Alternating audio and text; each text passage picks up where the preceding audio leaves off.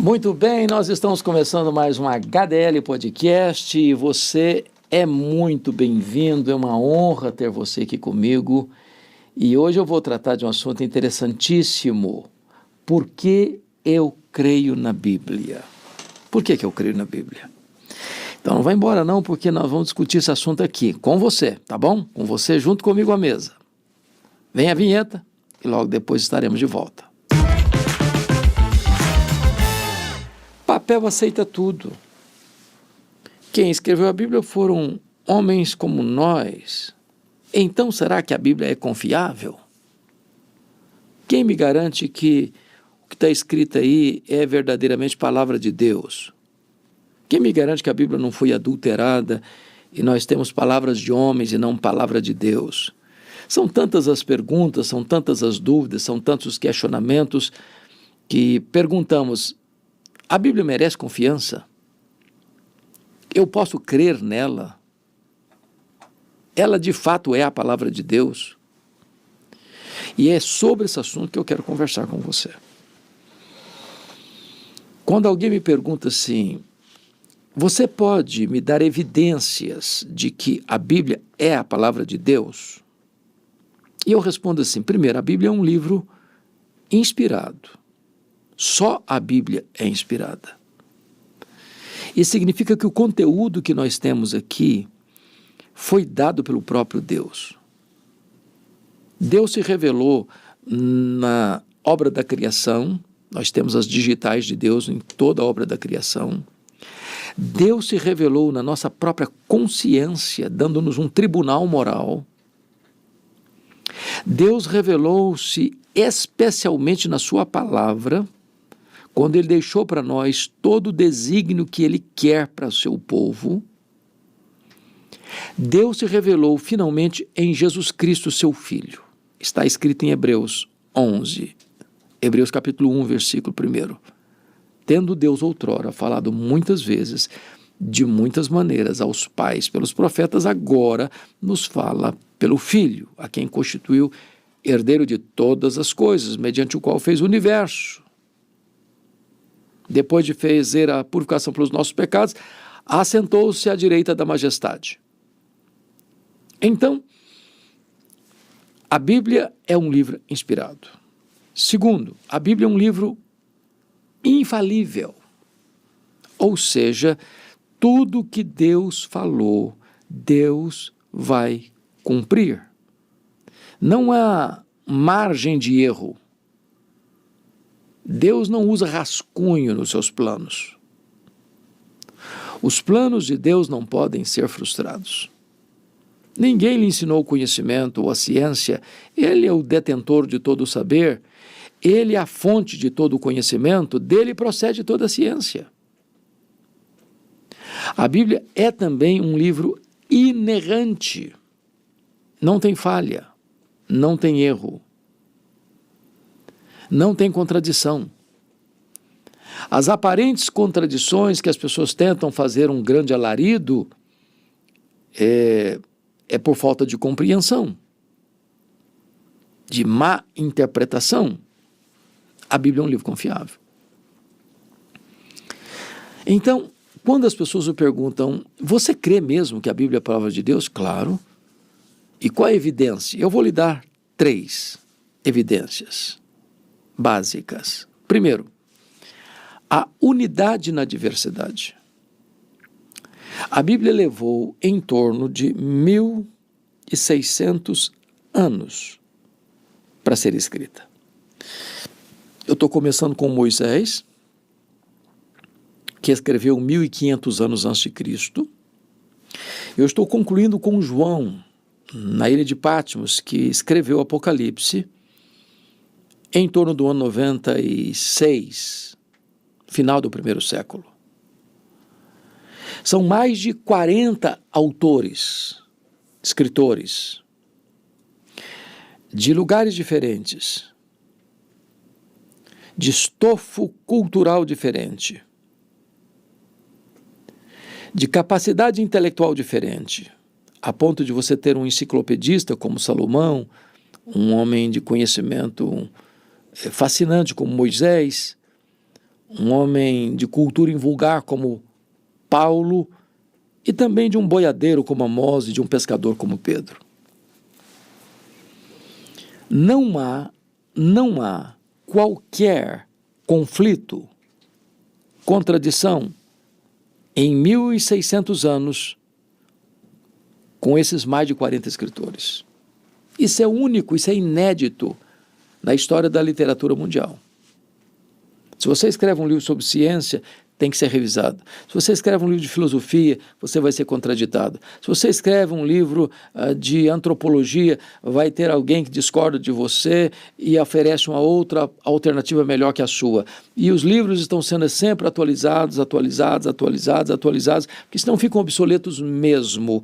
Mas a Bíblia não foi, é a palavra de Deus, sempre a palavra de Deus. Não há erro, não há falha, não há contradição, não há desarmonia. A Escritura, como diz Jesus, não pode falhar. Nenhum tio vai passar. Passa o céu e a terra, mas a palavra de Deus não vai passar. Então, essa harmonia, essa unidade na diversidade, gente, é fascinante. A Bíblia foi escrita em hebraico no Antigo Testamento, algumas pequenas porções em aramaico, e o Novo Testamento em grego koiné, em línguas diferentes, para povos diferentes, em tempos diferentes, por escritores diferentes, com um pano de fundo diferente, com geografia diferente, mas há uma total harmonia no seu conteúdo e no seu propósito. Por quê? Porque a mente que inspirou a Escritura é a mente divina. Homens santos de Deus escreveram, inspirados por Deus. A revelação de Deus, que é a sua palavra. Um segundo argumento que eu posso lhe oferecer, porque a Bíblia é a palavra de Deus, é por causa do cumprimento das suas profecias. Ali, a Bíblia é um livro de profecias.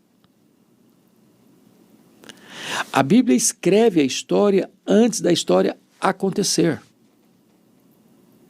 Profecias não vagas, mas específicas. Cumpriram-se, estão se cumprindo e se cumprirão. Literalmente, rigorosamente, cirurgicamente.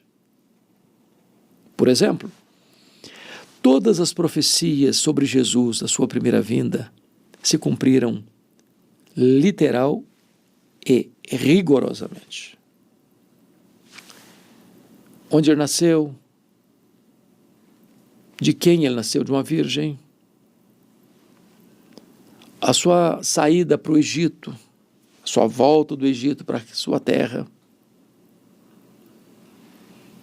mostrou como é que seria a sua morte, a sua ressurreição, a sua ascensão, a sua humilhação, a sua exaltação. Detalhes definidos, mencionados e definidos séculos antes. Mas não só sobre Jesus. Você pega a história do povo de Deus, por exemplo, Isaías fala de Ciro, como servo de Deus que haveria de libertar o seu povo, 200 anos antes de Ciro nascer, chamando pelo nome. Você pega Daniel, capítulo 10, capítulo 11, e você vai ver a profecia do chamado período interbíblico. Porque a história está nas mãos de Deus, e Ele está aqui, Ele está lá no futuro ao mesmo tempo. Isso é único. Não há qualquer literatura do mundo que se assemelhe à Bíblia nesse aspecto. As profecias sobre a segunda vinda estão se cumprindo clara, detalhada, metodicamente, cirurgicamente, e vão se cumprir. Gary Getz, fazendo um estudo sobre isso, se as profecias caíssem no campo da coincidência e se cumprissem coincidentemente, isso seria um número astronômico. Seria a mesma coisa de você pegar o estado do Rio de Janeiro, cobrir todo com moedas de R$1, numa camada de 60 centímetros, e marcasse uma dessas moedas e vendasse os olhos de alguém, a possibilidade de alguém com os olhos vendados nesse mar de moedas encontrar a moeda marcada, é a probabilidade de as profecias terem se cumprido no campo da coincidência. Deus escreve a história antes dela acontecer. A Bíblia merece confiança. Eu posso crer na Bíblia. Mas, me permita dar uma outra razão.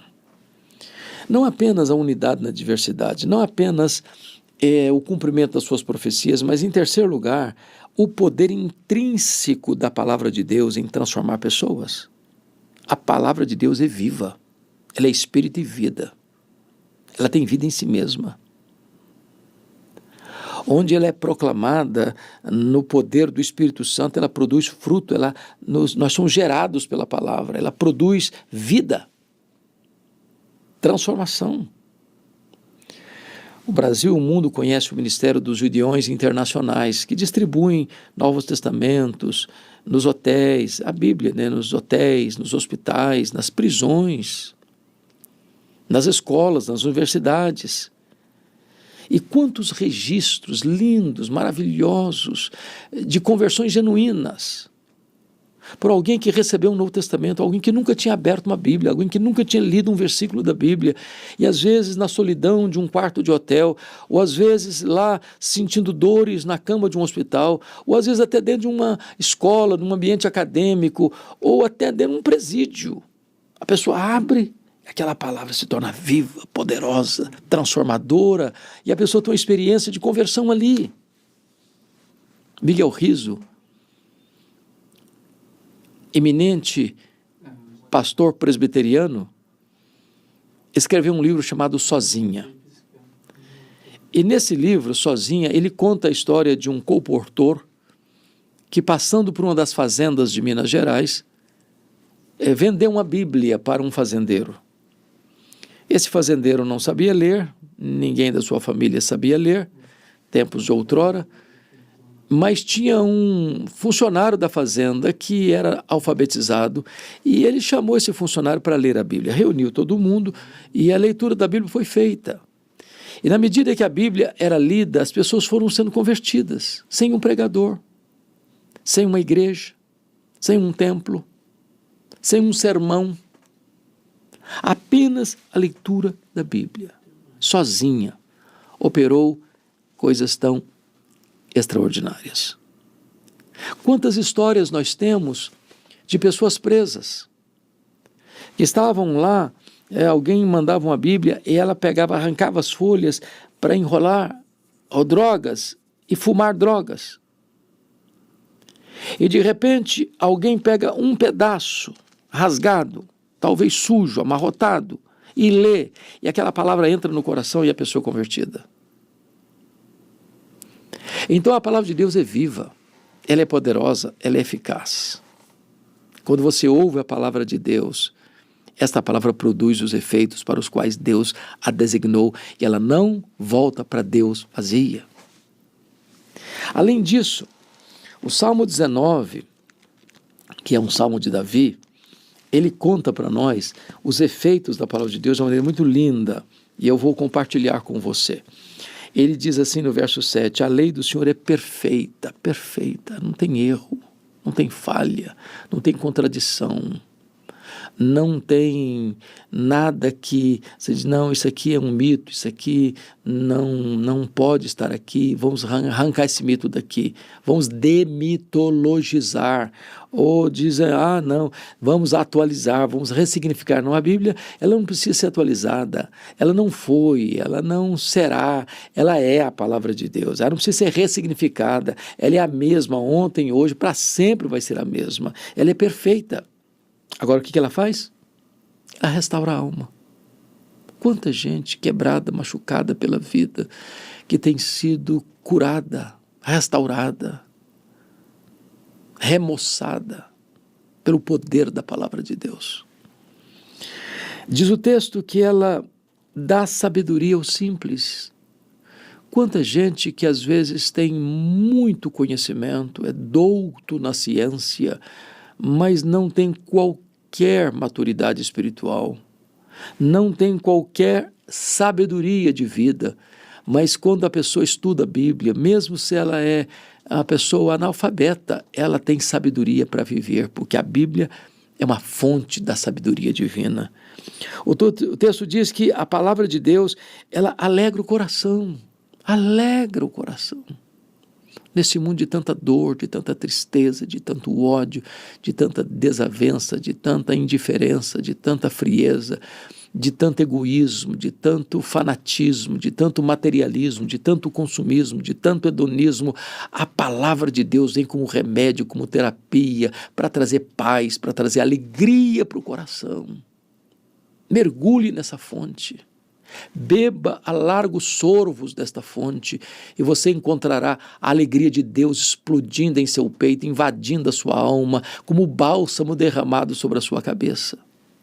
Mas ainda, ilumina os olhos. A palavra de Deus ilumina os olhos. Aquilo que você não entendia, você passa a entender. Aquilo que era obscuro, nublado, agora fica claro como a luz. Ela ilumina os olhos.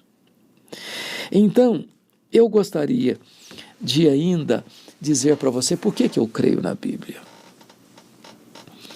Porque lá em 2 Timóteo, capítulo de número 3, Paulo dá uma explicação muito interessante sobre isso. Ele diz assim, veja comigo o que ele vai escrever. 2 Timóteo, capítulo 3, no versículo 16, ele diz assim, toda a Escritura é inspirada por Deus e útil. Útil para o ensino, para a repreensão, para a correção, para a educação na justiça. Veja o efeito pedagógico da Bíblia. Ela é útil para ensinar. Quantos mestres, quantos doutores, quantos homens e mulheres de Deus ao longo destes séculos têm se esmerado em estudar a palavra para serem obreiros aprovados que manejam bem a palavra, que se afadigam na palavra, que são mestres da palavra, que abrem as Escrituras, expõem as Escrituras, explana as Escrituras, mergulha nestas águas benditas e benfazejas, trazendo ricos ensinamentos para a igreja. Ela é útil para o ensino, mas ela é útil também para a repreensão. Na medida em que você lê a Bíblia lê você. Na medida em que você examina a Bíblia, ela examina você. Na medida que você penetra nela, ela vai penetrando em você, aparando as arestas, repreendendo você, corrigindo erros, falhas, enganos, pecados, conduzindo você por caminhos planos.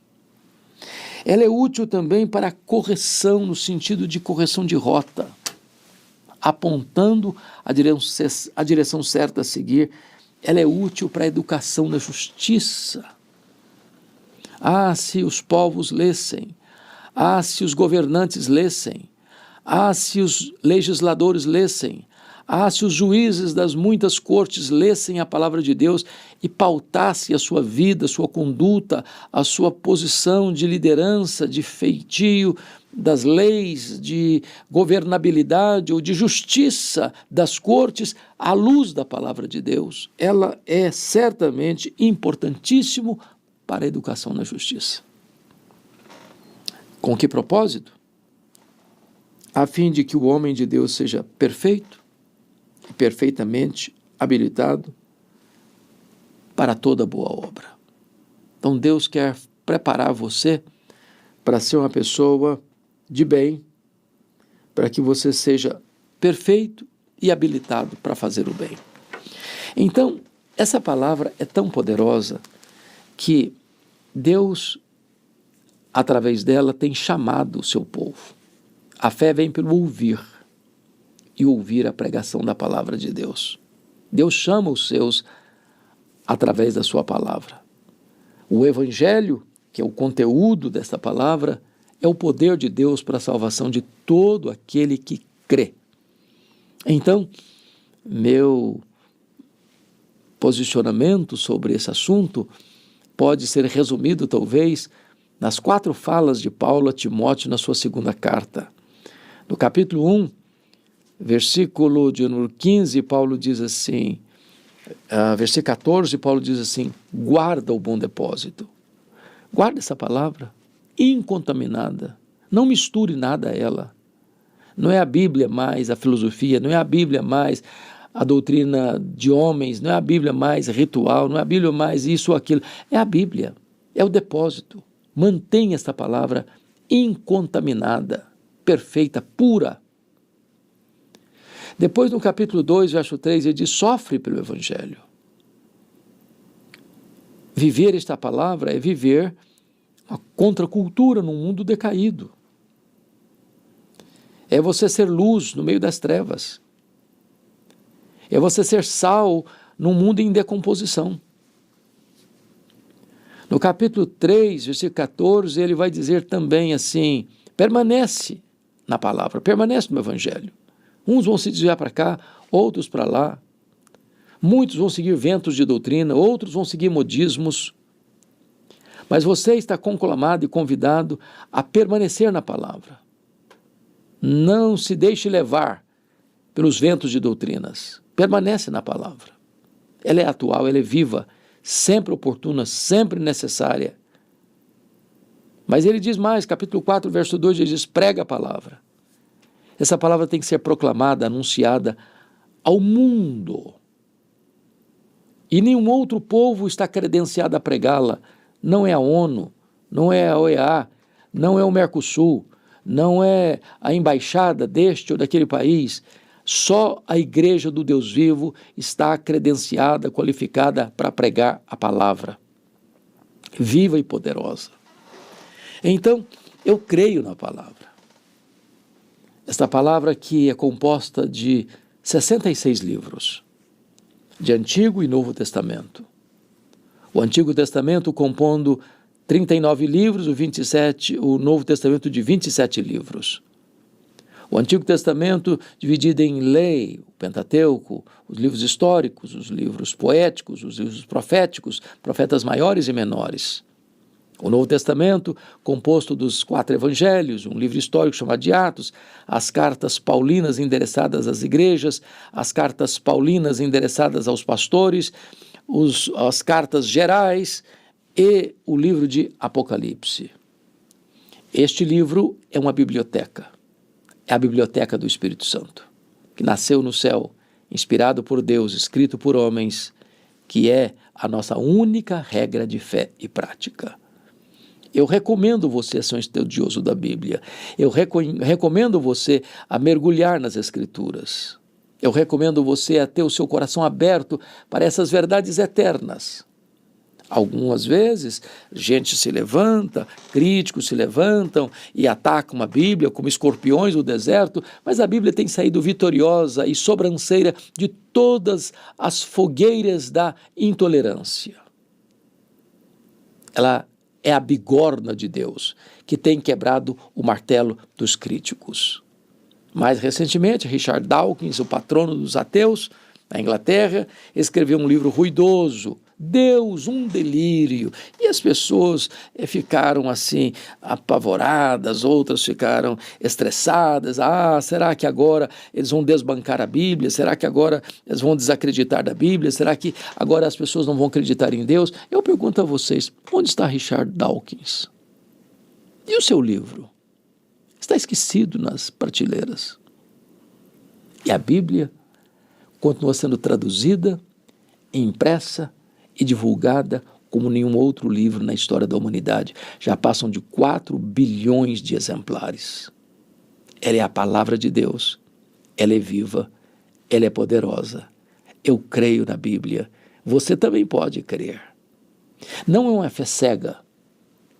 Não é um misticismo. Não é uma tolice. Não. Os homens de mentes mais brilhantes da história creram na Bíblia. Creram na Bíblia.